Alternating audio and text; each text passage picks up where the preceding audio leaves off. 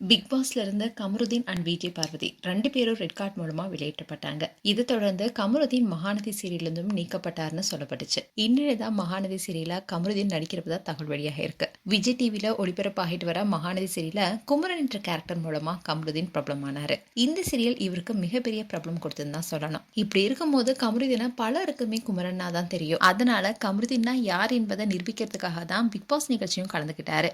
அப்படி இருக்கும்போது தான் கமருதீனுடைய ஃபேன்ஸ் எல்லாருமே ரொம்பவே மகிழ்ச்சி அடைந்தாங்க. அண்ட் இவர் டைட்டில் வரைக்கும் வர வாய்ப்பு இருக்கும்னு சொல்லப்பட்டுச்சு. இப்படி இருக்க சொல்லதான் கமருதீன் தன்னுடைய வாயலை கெடுவார்ன்ற மாதிரி கமருதீன் பல தேவையில்லாத வார்த்தைகள் பேசி அதோட விஜய் பார்வதியுடன் சேர்ந்து லவ் கண்டென்ட் கொடுக்குறன்ற பேர்ல சில அநாகரிகமான விஷயங்களையும் செஞ்சாரு. இதை தொடர்ந்து தான் கார்டாஸ்க்ல கமருதீன் அண்ட் பார்வதி 2 பேருமே அநாகரிகமா சாண்ட்ராவை பேசினதோட கீழே தள்ளிவிட்ட விஷயம் தான் பேசும் பொருளா மாறுச்சு. இதனால பலருமே இவங்களுக்கு ரெட் கார்டு கொடுக்கணும் தான் சொல்லிட்டு வந்தாங்க. அதே மாதிரி இவங்க 2 பேருக்குமே ரெட் கார்டு கொடுத்து வெளியேற்றப்பட்டாங்க. அப்படி இவர் வெளியேற்றப்பட்டதுக்கு அப்புறமா பலருமே சொன்ன விஷயம் என்னன்னா, கமருதீன் அநாகரிகமான வார்த்தைகளை யூஸ் பண்ணாம இருந்தா அவர் கண்டிப்பா டைட்டில் வரைக்கும் போயிருப்பாருன்னு சொன்னாங்க. அதே மாதிரி இப்போ அவருக்கு நிறைய பேர் சப்போர்ட் பண்ணிட்டு தான் வராங்க. இதை தொடர்ந்து தான் கமருதீன் மகாநதி சீரியலிருந்து நீக்கப்பட்டிருப்பதா ரீசெண்டா தகவல் வெளியானுச்சு. அதை பத்தி சீரியல் குழு என்ன சொல்லியிருக்காங்கன்னா, மகாநதி சீரியல கமருதீனுடைய கேரக்டர் ஒரு முக்கியமான கேரக்டர். பிக் பாஸ் நிகழ்ச்சியில கலந்துக்க அவருக்கு வாய்ப்பு வந்தப்போ எங்க யூனிட்ல இருந்து ஒருத்தர் போறதுனால எங்களுக்கு சந்தோஷங்கிறதுனால உற்சாகமா அனுப்பி வச்சோம். அந்த ஷோல அவர் எப்படி ஆடுவாரு, எவ்வளவு நாள் இருப்பாருலாம் எங்களுக்கு தெரியாது. அதனால அவருடைய கேரக்டரை தற்காலிகமா வெளிநாடு போற மாதிரி காட்டியிருப்போம். அவர் அந்த நிகழ்ச்சியில நல்லா விளையாண்டதுனால 2 வாரத்துல திரும்பி வர வாய்ப்பு இல்லைன்னு தெரிஞ்சது.